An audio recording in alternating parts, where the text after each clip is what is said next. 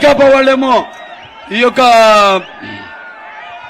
కత్తుల మొనలపై రక్తం చిందించింది. అలాగే తెలుగుదేశం పార్టీ అధికారంలో ఉన్నప్పుడు కాలువల్లో కృష్ణమ్మను ప్రవహింపజేసి బీటలు బారిన ఈ యొక్క రాయలసీమ బీడు భూములను సస్యశామలం చేస్తే ఈ వైకాపా వాళ్ళు ముఠాకక్షలను పెంచి పోషించి ఈ యొక్క కాలువల్లో రక్త సముద్రాన్ని ప్రవహింపజేస్తున్నారు అని మీ అందరికీ తెలియజేసుకుంటున్నాను. ఇవాళ నాన్నగారు మరి ఇప్పుడు ఆయన ఇవాళ ఇక్కడ ముస్లిం సోదరిమణులు ఉన్నారు, తమ్ముళ్ళు ఉన్నారు. ఆనాడు మా నాన్నగారు ఎన్నో సంస్కరణలు తీసుకొచ్చారు ముస్లిం సోదరిమణుల యొక్క అభ్యున్నతి కోసం. గుర్తుపెట్టుకోండి, ఆనాడు 50% సబ్సిడీతో మరియు 2 లక్షల రూపాయల రుణాలు ఆనాడు ఎంతమంది 45,244 మందికి ఆనాడు ఇవ్వడం జరిగింది. అలాగే రాష్ట్ర నూరు భాష ఫెడరేషన్ ని స్థాపించి దానికి 50 కోట్ల రూపాయలు ఇవ్వడం జరిగింది. అంటే చంద్రబాబు నాయుడు గారు స్థాపించారు. ఆ తర్వాత నాన్నగారు ఈ యొక్క నిరుపేద ముస్లింలలో ఈ విద్యా వ్యాప్తి కోసమని ఆనాడు మరి ఉర్దూ ఇంగ్లీష్ మీడియం జూనియర్ కళాశాలలు అయితేనేమి, గురుకుల పాఠశాలలు అయితేనేమి, ఐఐటి అయితేనేమి, పాలిటెక్నిక్ కాలేజీలు అయితేనేమి ఇవన్నీ ప్రారంభించారు. అలాగే ముస్లిం నిరుపేద విద్యార్థులు విదేశాల్లో చదువుకోవడం కొనసాగించడానికి వాళ్ళకి 10 లక్షల రూపాయల ఆర్థిక సహాయం అందించడం జరిగింది. అలాగే మరి ఈ యొక్క pre matric post matric scholarship వాళ్ళందరూ కూడా అది అందించడం జరిగింది వాళ్ళందరూ కూడా. అలాగే మన ఇమాంలు మౌజంలకి వాళ్ళకి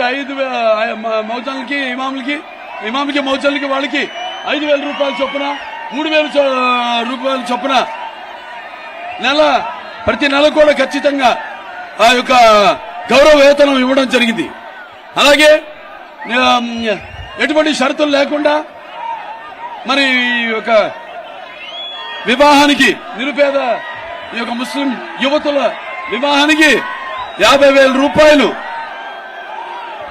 అంటే సుమారుగా 30,850 మంది మహిళలకి యువతలకి వాళ్ళకి పెళ్లి కానుక ఇవ్వడం జరిగింది. అలాగే 11 లక్షల మంది వైట్ కార్డు హోల్డర్స్ కి రంజాన్ కానుక ఇవ్వడం జరిగింది.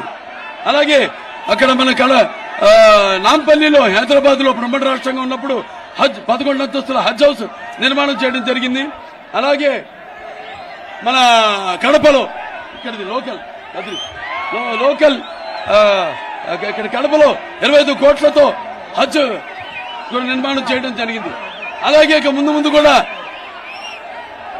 ముస్లిం వాళ్ళకి మైనారిటీస్ కి ప్రతి సంవత్సరం కూడా బడ్జెట్ లో 1,000 కోట్ల రూపాయల నుంచి 1,100 కోట్ల రూపాయలు బడ్జెట్ అదనంగా మేము ఇస్తామని చెప్పడం జరిగింది మన మేనిఫెస్టోలో.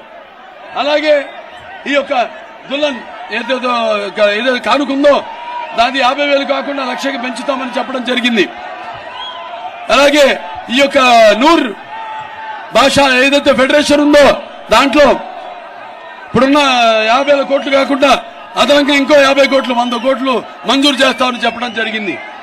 అలాగే ఈ యొక్క ఏదైతే 4% రిజర్వేషన్ ఉందో ఉద్యోగాల్లో అలాగే చదువుల్లో వాటికి చట్టబద్ధత కల్పిస్తామని దానికి ప్రయత్నిస్తామని కూడా పేర్కొనడం జరిగింది.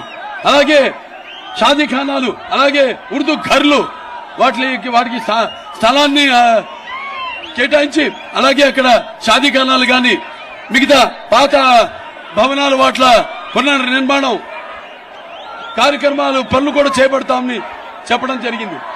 అలాగే ఇక్కడ ముందుగా ఈ కదిరి విషయానికి వస్తే అలాగే ఇక్కడ చూస్తే మనం అటువంటి నేనేదైతే కదిరి గురించి పేర్కొన్నానో ఇక్కడ కదిరి యొక్క మౌనత కదిరి యొక్క నియోజకవర్గాన్ని జగన్ రెడ్డి అభివృద్ధికి ఆమడ దూరంలో ఉంచారు. గోరంత చేసి కొండంతగా చెప్పుకుంటున్నారు.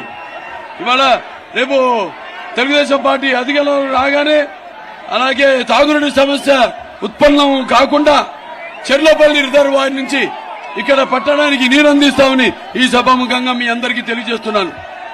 అలాగే ఈ పట్టణ డ్రైనేజ్ సిస్టమ్ అంటే భూగర్భ డ్రైనేజ్ వ్యవస్థను మేము తీసుకొస్తామని చెప్తున్నాం.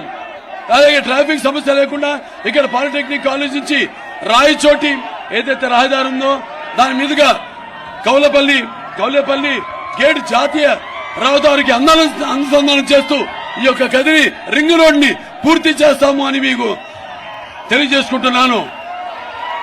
అలాగే ఎన్పి కుంట అలాగే గాండ్ల పెంట మండలాలకు అందరి ద్వారా మీకు సాగునీరు అందిస్తామని ఈ సభాముఖంగా మీకు తెలియజేస్తున్నాను. అలాగే ఇక్కడ కదిరి పట్టణంలో అసంబద్ధంగా మిగిలిపోయిన ఉర్దూ రెసిడెన్షియల్ స్కూల్ పూర్తి చేస్తాం. పట్టణంలో హిందూ శ్మశాన వాటికకు స్థలం కేటాయిస్తాం. మీరు చూస్తున్నాం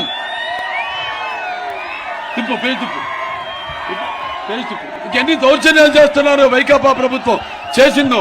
ఇంకా వాళ్ళ ఆటలు సాగో. మొన్నటి డాక్టర్ సుధాకర్ ఏమైంది? అతను కోవిడ్ అప్పుడు మాస్క్ అడిగిన వారికి అతన్ని మానసిక క్షోభ పెట్టి బలం మరణానికి కారణమైంది ఈ ప్రభుత్వం. అలాగే జడ్జి రామకృష్ణ గారిని ఆయన కూడా మానసిక వేదనకు గురి చేశారు. అలాగే ప్రభుత్వ విధానాలను ప్రభుత్వ యొక్క వ్యతిరేకతను వాళ్ళు ప్రజలు బయటకు వచ్చి దాన్ని వ్యతిరేకిస్తే పాపం పేద దళితులకు శిరోమండలం చేయించాడు ఈ ప్రభుత్వం. అలాగే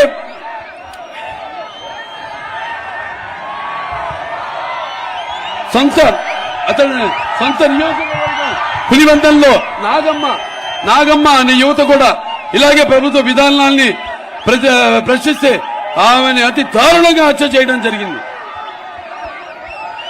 అలాగే మన అమరావతి రాజధాని రైతుల భూముల గురించి ప్రశ్నించిన నాయకులందరి మీద కూడా ఎస్సీ ఎస్టీ కేసులు బనాయించడం జరిగింది. ఇలాంటివి వీళ్ళ చేసిన దారుణాలకు లెక్కలేదు, అంతే లేకుండా పోయింది.